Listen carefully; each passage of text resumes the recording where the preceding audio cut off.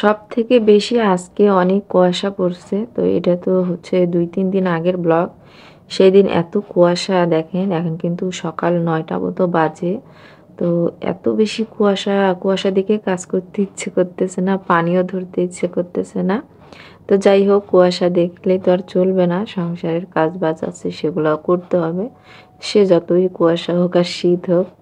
তো আজকে একটু কি করতেছিলাম, সকালবেলা পানির কাজগুলো করতেছিলাম না, মানে যেই কাজে পানি লাগে হাতে। তো ভাবলাম পানি ছাড়া যেই কাজ আছে সেই কাজগুলা করি। তো আমি দুপুরে যা রান্না করব সেগুলো হচ্ছে ফ্রিজ থেকে বের করে রেখে দিলাম। আর সুমাইয়াকে ঘুম থেকে উঠাই নাই, ওর তো পরীক্ষা শেষ হইছে। এখন যাচ্ছি ওকে ঘুম থেকে তোলানোর জন্য। আর ওর বাবা কিন্তু অলরেডি দোকানে চলে গেছে, আর আমিও কিন্তু নাস্তা করে ফেলছি। তো এই যে ও কেবল আর কি লাইটটা দিলাম, তো চোখটা খুলতেছে। প্রথমে ছোট লাইটটা দেই যেন হচ্ছে চোখে না লাগে, ঘুমন্ত অবস্থায় কিন্তু লাইটের আলো লাগলে একটু সমস্যা হয়। তো ওকে বলতেছি তুমি উঠবা না, সে বলতেছে কয়টা বাজে, তো আমি বলতেছিলাম 10টা বাজে। বলতেছে এত দেরি করছো কেন, আমাকে ডাকোনি কেন? তো আমি বললাম যে ঠিক আছে, অনেক কুয়াশা, তুমি দেখলে বুঝতেই পারবা না যে 10টা বাজে। তো যেই শুনছে 10টা বাজে আর ১ মিনিটও দেরি না করে উঠে এই তো গিয়ে ব্রাশ করতেছে। আর আমি এখানে বিছানাটা তুলে ফেলতেছি। তো ওই যে বললাম পানি ছাড়া যে কাজগুলো আছে সেগুলো করে নিই। তো আমি প্রতিদিন যেভাবে আমার বেডটা একদম সুন্দর মতো করে পরিষ্কার করে গুছিয়ে রাখি, তো সেটা একটু ছোট্ট করে আপনাদের সঙ্গে শেয়ার করতেছি আর কি। প্রথমে মশারিটা খুলে আমি ওইটা যে কভারে রাখি সেটাতে ভরে নিচ্ছি। Hello everyone, welcome back to my channel দেশি ব্লগ চ্যানেলে সবাইকে স্বাগতম। আশা করতেছি আমার ভাইয়া আপুরা যে যেখান থেকে আমার ব্লগ ভিডিওটা দেখতেছেন সবাই ভালো আছেন, আল্লাহর অশেষ রহমতে। আমি কিন্তু বেশ ভালোই আছি, যদিও বা বাসার সবার কাশি, একটু জ্বর, একটু সর্দি এইসব লেগেই আছে আর কি। এখন যে ওয়েদার, কুয়াশা, শীত, তারপর হালকা হালকা বৃষ্টি পড়তেছে, তার উপর অনেক বেশি ডাস্ট। তো সর্দি, কাশি, একটু জ্বর এটা তো থাকবেই। তো কি আর বলবো, তো এই তো পুরা খাটটা আমি এই একটা শুকনা টাওয়াল দিয়ে ভালো মতো পরিষ্কার করে নিলাম। এরপরে হচ্ছে কম্বল বালিশ টালিশ সব সরিয়ে ভালো মতো ঝেড়ে নিয়েছি। এখন সব জায়গাটা জায়গায় রেখে দিচ্ছি। যদিও বা আমার সমস্ত আপুরা আন্টিরা সবাই এই কাজ করে, তো আমি যেভাবে করি সেটা একটু ছোট্ট করে শেয়ার করলাম। আর এই যে কোষ ২টা আমার কিন্তু হাতের নিচে নেওয়া লাগে রাতে, এইজন্য সফট ২টা হচ্ছে সুতি কাপড় দিয়ে কভার করে নিয়েছি। আর এখন দেখেন মাশাআল্লাহ দিলে বেশ ভালো লাগতেছে। তো যাই হোক, এখন রুমটা ভালো মতো একটু ঝাড়ু দিয়ে নেব। ঝাড়ু দিব এই সময় দেখতেছি যে লাকি ব্যাম্বো গাছের পাতাগুলা কেমন সাদা হয়ে গেছে। তো ওগুলা আমি একটু টাওয়াল দিয়ে এরকম মুছে দিচ্ছি। আমার যে রুমে গাছগুলা থাকে সেগুলো দেখা যায় মাসে ৬ মাসে আমি একদিন ধুয়ে দেই। তাছাড়া এরকম মুছেই দেই।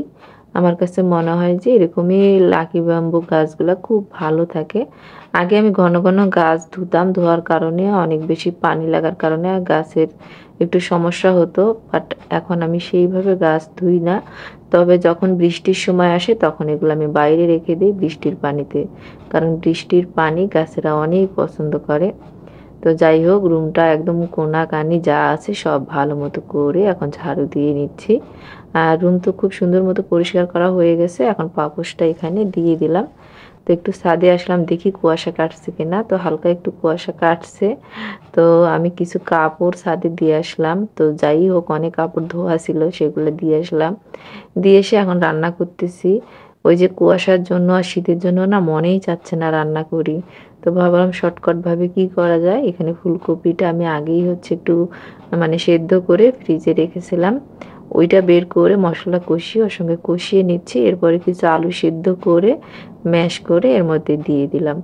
এখন হচ্ছে এটা একটু ভালো মতো কষিয়ে নেব। আর ডিম ভেজে রেখেছি আর কুমড়া বড়ি ওটাও ভেজে রেখেছি, ওগুলা দিব পরে। আগে একটু কষাই ভালো মতো, তারপর।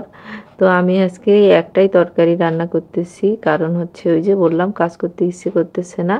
তো একটু চিকেন রান্না করা ছিল ফ্রিজে, ওটা খাওয়ার সময় হয়তো গরম করে বাচ্চাদেরকে দিব। এখানে আমি টমেটো কিছু ছিল সেগুলো ধুয়ে নিচ্ছি। আর ওই যে আলু সিদ্ধ করে ফুলকপি দিয়ে যে রান্না করতেছি না, এটাকে কিন্তু আমরা আলুর ডাল বলি। তো ওখানে একটু বেশ কিছু টমেটো দিছি। যত বেশি টমেটো দেওয়া হয় এই তরকারিটা ততই ভালো লাগে।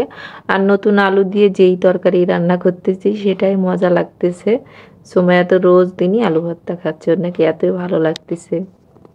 এখানে আমার আলুর ডালটা কষিয়ে আমি একটু পানি দিয়ে ঢাকনা দিয়েছিলাম, এখন তো ফুটে উঠছে। এখন এখানে আমি ডিমগুলো দিব, যেগুলো আগে সেদ্ধ করে রাখছি। তো সুমাইয়া হচ্ছে ডিম ভেজে দিলে কোনো তরকারিতে একটুও খায় না, তো এই জন্য 4টা ডিম দিছি। তো ও 3টা খাবে আর একটা হচ্ছে সাইম খাবে।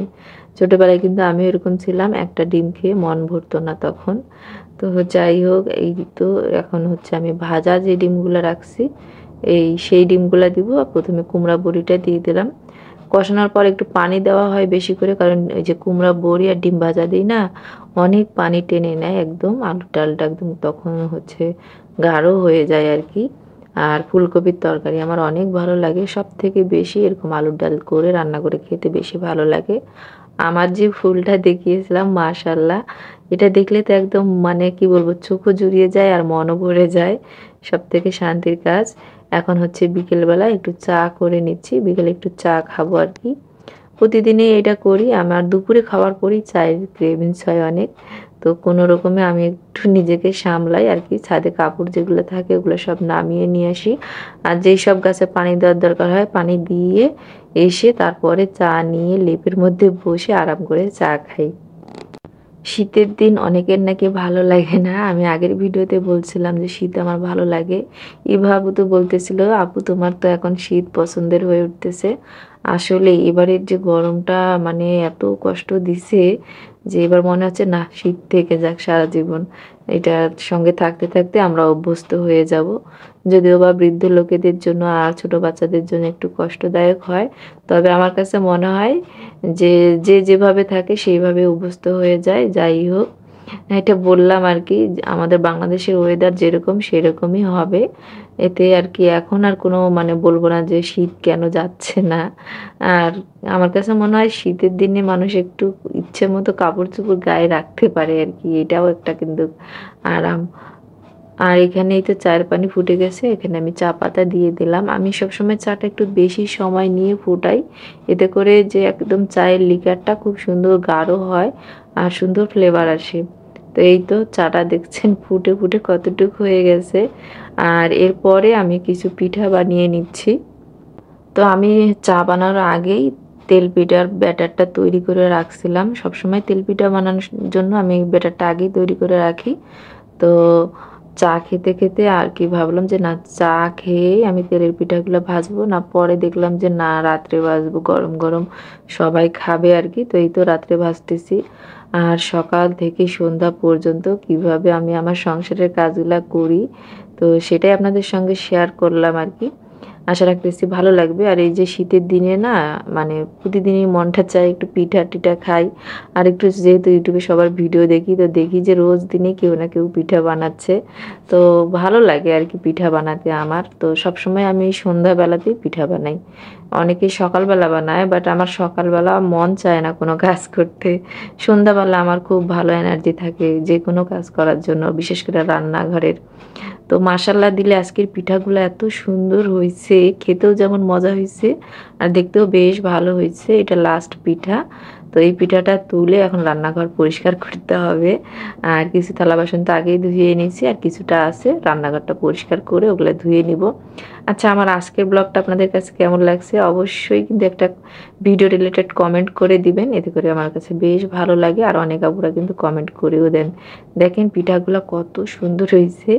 এখন যখন ভয়েস দিচ্ছিলাম দেখানোর মানে দেখার পর আবারও খেতে ইচ্ছে করতেছে আর কি। আর আমরা পিঠা বানিয়ে রাখি বক্সে করে, 2-3 দিন ধরে ওগুলো ওভেনে গরম করে করে খাই। আরও একটা সুবিধা আছে, বাসায় কেউ কোনো গেস্ট আসলে দেখা যায় পিঠা গরম করে দিলে কিন্তু মানে খুব ভালো একটা নাস্তা হয়ে যায় আর কি। তো শীতের দিনেই কিন্তু এই পিঠাপুলির আমাদের আর কি বেশি মানে টেস্টটা লাগে, গরমের দিনেও লাগে বাট শীতের দিনে একটু বেশি মনে হয় ভালো লাগে। এগুলো এখন আমি একটা বক্সে করে ঠান্ডা করে ফ্রিজে রেখে দিব, আর কিছুটা বাইরে রাখবো আমাদের খাওয়ার জন্য আর কি। আচ্ছা, একটা আইডি থেকে আমাকে হচ্ছে কমেন্ট করছে আগের একটা ভিডিওতে যে দিনাজপুরে কেমন শীত পড়ছে। তো আজকে আমার যে সকাল মানে 9টার ফুটেজটা দেখছেন যে কত কুয়াশা, তো ওটা দেখে কিন্তু আন্দাজ করে নিতে পারেন যে আমাদের দিনাজপুরে কতটা শীত পড়ছে। তো যত শীতেই পড়ুক কিন্তু মানে আমরা শীতে এবং গরমে দুইটাতেই অভ্যস্ত। তো সহজে আমাদেরকে কাবু করতে পারে না। আমরা সবসময় প্রস্তুতি থাকি যে শীত আসতেছে মানে অনেক বেশি শীত হবে, আর গরম আসতেছে মানে অনেক বেশি গরম হবে। এটা আমরা আগে থেকেই জানি। যার কারণে আমাদেরকে মানে কষ্ট দিতেও পারে না, আর হচ্ছে বিভ্রান্তি ফেলতেও পারে না। তো যাই হোক, এই তো বক্সে ভরে নিলাম। আজকের ব্লগটা এখানেই শেষ করে দিচ্ছি। আল্লাহ হাফেজ। আসসালামু আলাইকুম।